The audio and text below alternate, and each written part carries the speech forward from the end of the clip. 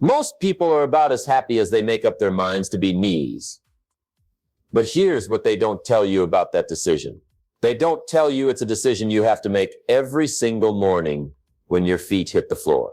They don't tell you it's a choice you'll face 100 times before lunch. They don't tell you that happiness isn't something that happens to you. It's something you do. Right now, raise your hand if you've ever said these words. I'll be happy when. Keep it up. Look around. Almost every hand in this room is raised because we've been sold a lie. We've been told that happiness is a destination, a reward for good behavior, something we earn after we've checked off enough boxes on life's endless to-do list. But that's not how happiness works. That's not how life works. Here's the truth. Nobody wants to hear you are exactly as happy as you've decided to be, not as happy as your circumstances allow, not as happy as your bank account permits, not as happy as your relationships enable, as happy as you've decided to be. And if you don't like your current level of happiness, there's only one person who can change it. The same person who got you there in the first place. I know what you're thinking. You're thinking about your problems, your challenges, your difficult people and impossible situations. You're making a mental list of all the reasons why your unhappiness is justified, why your circumstances are special, why your situation is different. Stop right there. Because every person who has ever achieved lasting happiness has faced the same moment you're facing right now. The moment when they had to choose between being right about their problems or being responsible for their solutions. Let me tell you about Sarah. 3 years ago, Sarah had every reason to be miserable. Divorced after 20 years of marriage. Lost her job 2 weeks before Christmas. Her teenage daughter wouldn't speak to her. She was living in a one-bedroom apartment,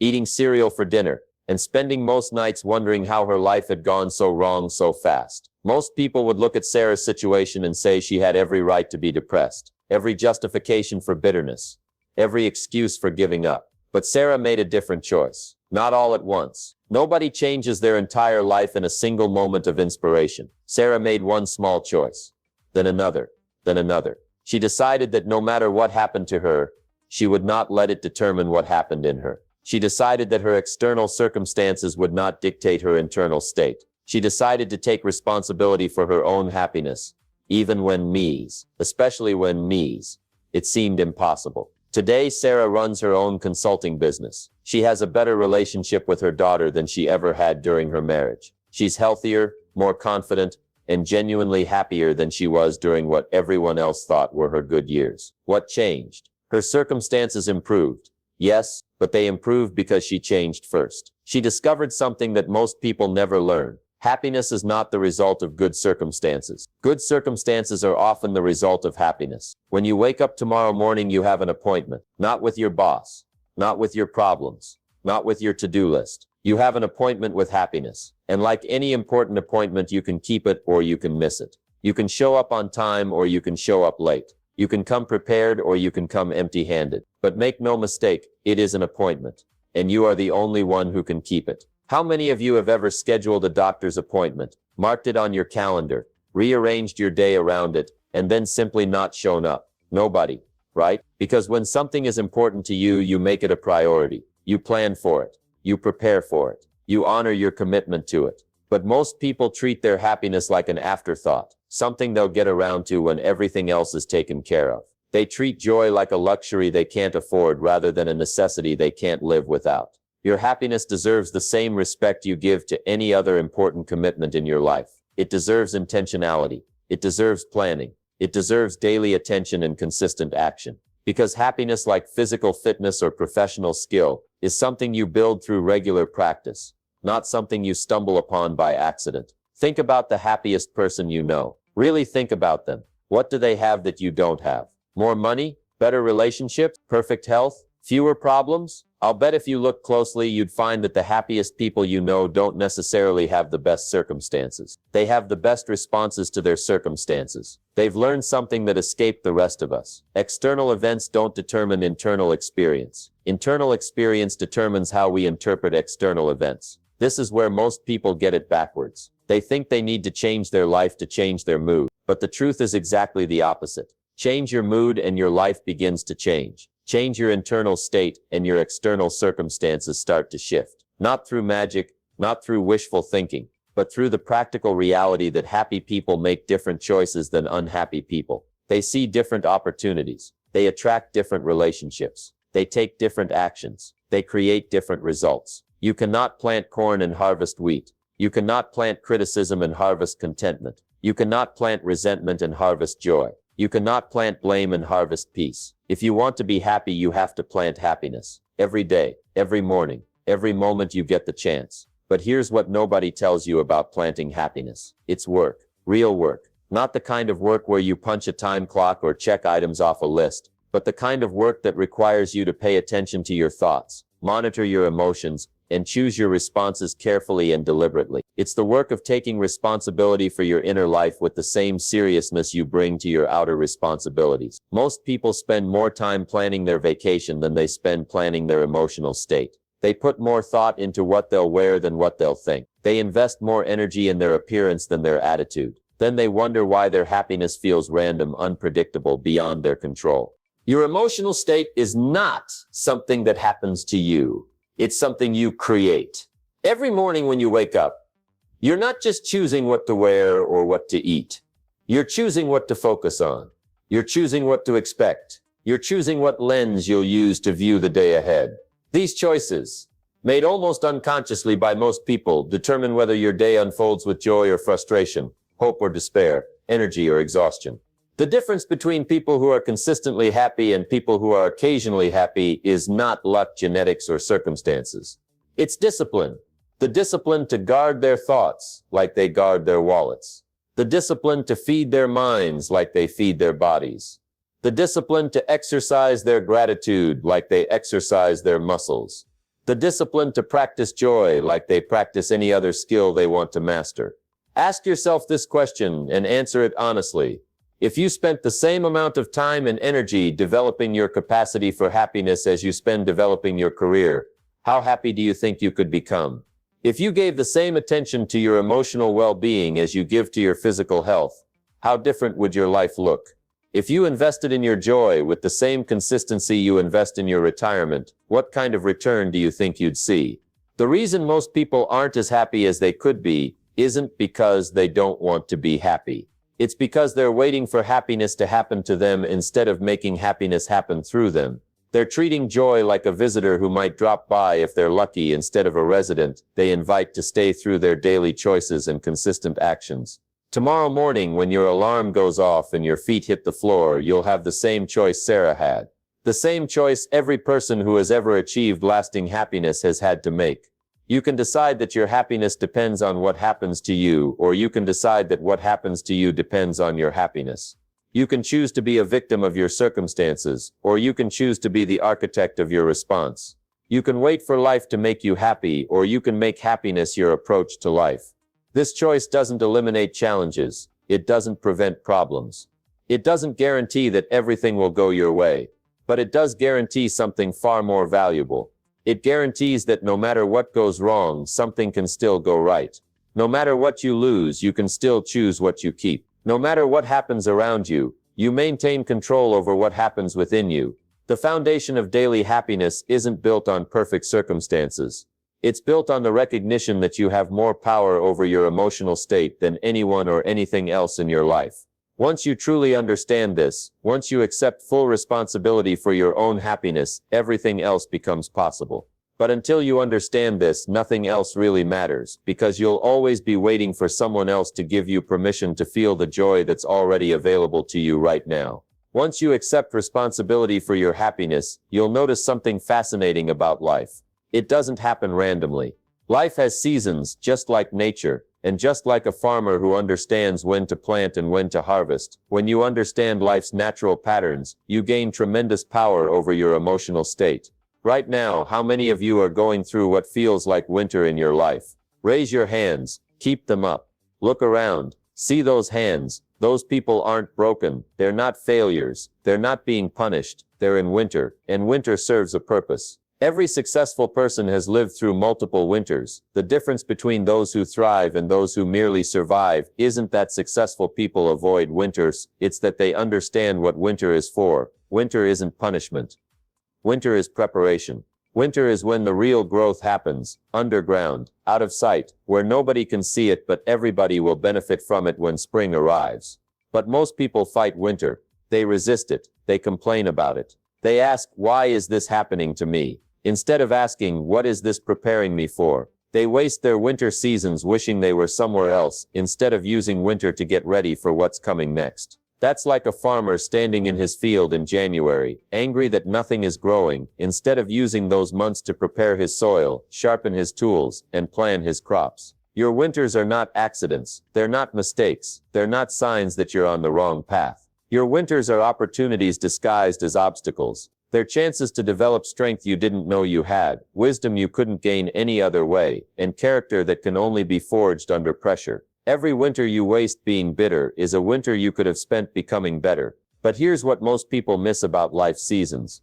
They don't last forever. Winter always ends. Always. Not because you deserve it to end. Not because you've suffered enough, but because that's how seasons work. They change. That's their nature. The question isn't whether your winter will end. The question is what condition you'll be in when spring arrives. Think about the people you admire most. Did their success come during their easiest seasons, or their most difficult ones? Did they develop their greatest strengths during their comfortable periods, or their challenging ones? Did they learn their most valuable lessons when everything was going perfectly, or when everything seemed to be falling apart? Difficulty is not your enemy. Difficulty is your trainer. It's developing muscles in you that you never knew you had. It's teaching you lessons you couldn't learn any other way. It's preparing you for opportunities you can't even see yet. But only if you cooperate with it, instead of fighting it. When spring comes more, and it will come, you want to be ready. You want to have used your winter wisely. You want to have prepared yourself internally for the external opportunities that are headed your way. Because spring doesn't announce itself with a trumpet blast. Spring comes quietly, gradually, often when you least expect it. And if you're not ready, if you've spent your winter focused on your problems instead of your preparation, you'll miss it. How do you prepare for spring during winter? The same way farmers do. You work on what you can control while you wait for what you cannot control. You develop your skills. You expand your knowledge. You strengthen your character. You clarify your vision.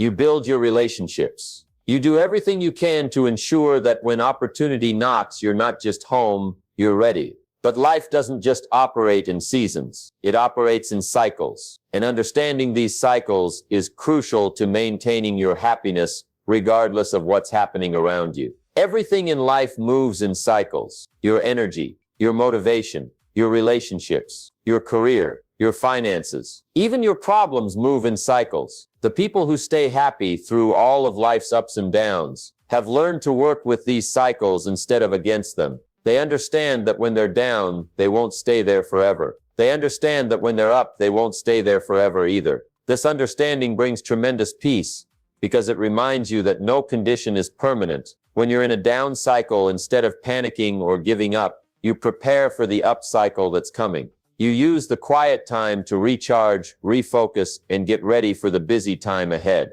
When you're in an up cycle, instead of getting careless or overconfident, you prepare for the down cycle that will follow. You save your resources, appreciate your blessings, and build reserves for when you'll need them. Most people do exactly the opposite. When things are going well, they act like it will last forever. They spend everything, commit to everything, take on too much, and forget to prepare for the inevitable change. Then when the cycle shifts, and it always does, they're caught off guard, unprepared, and bitter. When things are going badly, they act like it will never end. They give up too early, quit too soon, and miss the breakthrough that was just around the corner. The key to riding life's cycles successfully is to remember that they're cycles, not permanent destinations. Your current situation is temporary. Your current challenges are temporary. Your current advantages are temporary. Everything changes. The question is whether you'll change with it or be changed by it. Watch successful people closely,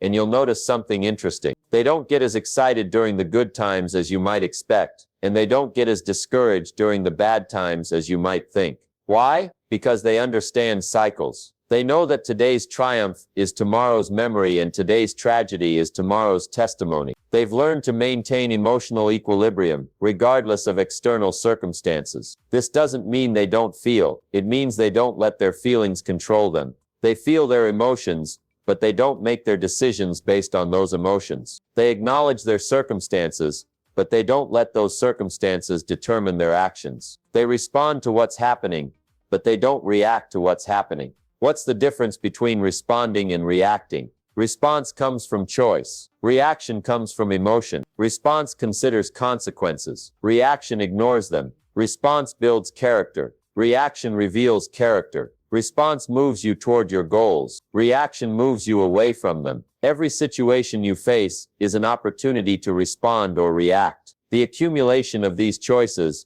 determines not just your happiness, but your entire life trajectory. People who consistently choose response over reaction develop what successful people call emotional intelligence. People who consistently choose reaction over response develop what unsuccessful people call bad luck. But here's the truth about bad luck. Most of what people call bad luck is actually bad choices compounded over time. And most of what people call good luck is actually good choices compounded over time. The person who saves money consistently for 20 years isn't lucky when they can afford to retire early. The person who exercises regularly for 20 years isn't lucky when they're healthy at 60. The person who reads for 30 minutes every day for 20 years isn't lucky when opportunities come their way. Your patterns determine your results. Your daily patterns determine your weekly results. Your weekly patterns determine your monthly results. Your monthly patterns determine your yearly results. Your yearly patterns determine your life results. If you want to change your results, you have to change your patterns. And if you want to be happy consistently,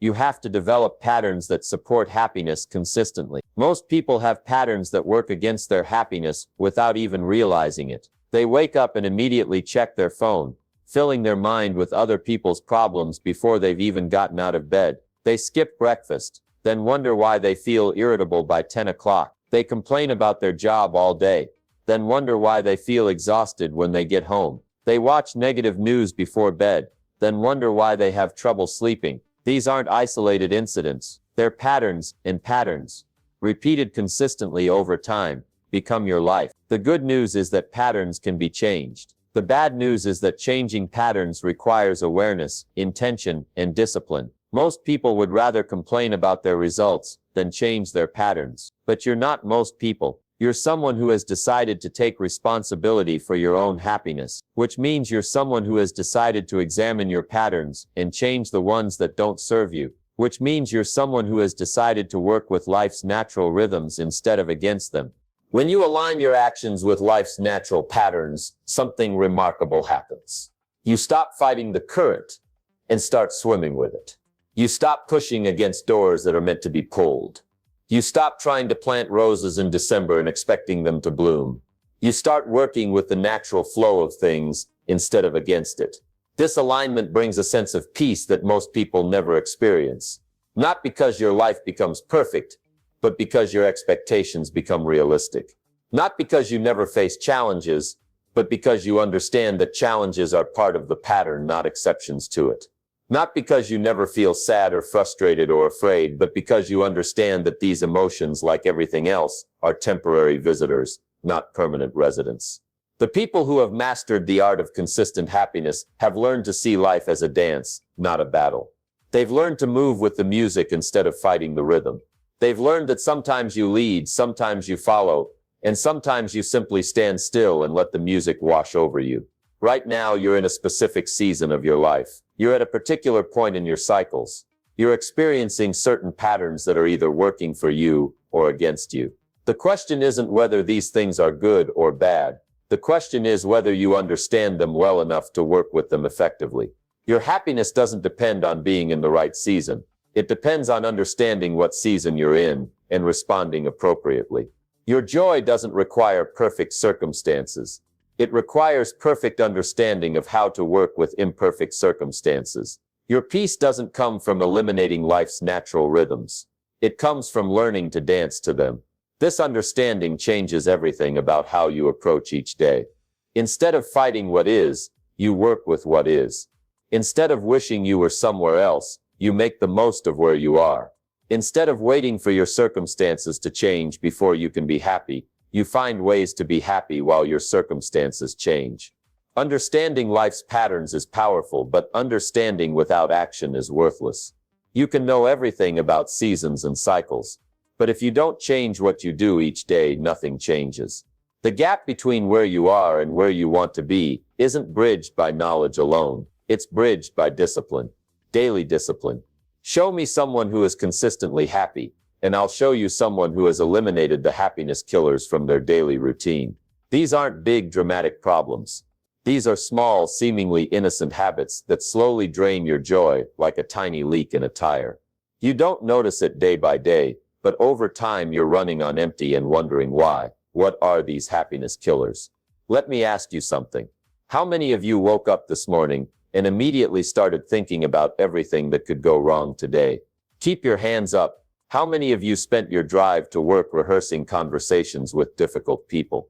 How many of you arrived at your destination already exhausted from problems that haven't even happened yet? This is the first happiness killer, living in the future. Not planning for the future. That's wise. Living in the future. Spending your present moments worried about future problems, stressed about future challenges, anxious about future outcomes. Your mind can only be in one place at a time, and if it's in tomorrow, it's not in today. And happiness only exists in today. The second happiness killer is even more destructive, living in the past. How many of you spent time this week replaying old conversations, rehashing old mistakes, reliving old hurts? How many of you are carrying grudges from last year, last decade, last lifetime? You cannot drive forward while looking in the rearview mirror. You cannot build a new life on an old foundation of resentment. Here's what unsuccessful people do with their past. They rehearse it, they refry it, they regret it, they let it define them, confine them, and undermine them. Here's what successful people do with their past. They learn from it, then they leave it. They extract the lesson, then they discard the experience. They use their past as a school, not a prison. The third happiness killer is the most common comparison. How many of you have ever felt bad about your life after looking at someone else's? How many of you have let someone else's success make you feel like a failure? How many of you have measured your inside by someone else's outside and found yourself wanting? Comparison is the thief of joy because it robs you of the one thing that matters most, your unique path. Your journey is not their journey. Your timeline is not their timeline. Your challenges are not their challenges. Your victories are not their victories. When you compare your chapter 3 to their chapter 20, you're not being realistic. You're being ridiculous. But the biggest happiness killer of all is this: waiting. Waiting for permission. Waiting for the right time. Waiting for better circumstances. Waiting for other people to change. Waiting for life to get easier. Waiting for happiness to arrive like some kind of cosmic delivery service. Stop waiting. Stop waiting for your problems to solve themselves. Stop waiting for other people to make you happy. Stop waiting for perfect conditions before you start living. Stop waiting for someday and start working with today. The people who achieve extraordinary happiness don't wait for extraordinary circumstances. They create extraordinary results through ordinary daily disciplines. They understand something that most people never learn. Small daily improvements compound into massive life changes over time. If you improve just 1% every day for a year, you'll be 37 times better by the end of that year. If you get 1% worse every day for a year, you'll decline to nearly zero. This is the power of daily discipline. This is why what you do every day matters more than what you do once in a while. So what are these daily disciplines that create extraordinary happiness? They're simpler than you think and more powerful than you imagine. The first discipline is morning intention. Before you check your phone, before you talk to anyone, before you start reacting to the world, you decide how you want to feel today.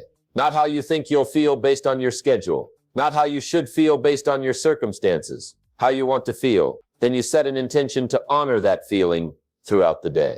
This isn't positive thinking. This isn't pretending problems don't exist. This is making a conscious choice about your emotional state before the day starts making choices for you. This is taking control of your internal weather before the external storms begin. Most people wake up and immediately surrender control of their emotional state to whatever happens first. Traffic makes them angry. A difficult email makes them stressed. A canceled meeting makes them frustrated. They're not living their own life. They're reacting to everyone else's life. But you can change this pattern right now. Tomorrow morning, before your feet hit the floor, ask yourself this question: how do I want to feel today? Then ask yourself this follow-up question: What would someone who feels that way do first? Then do that thing. The second discipline is gratitude practice, but not the kind you're thinking of. Most people think gratitude means making a list of things they're thankful for. That's nice, but it's not powerful. Powerful gratitude is specific, personal, and active. Instead of "I'm grateful for my family,"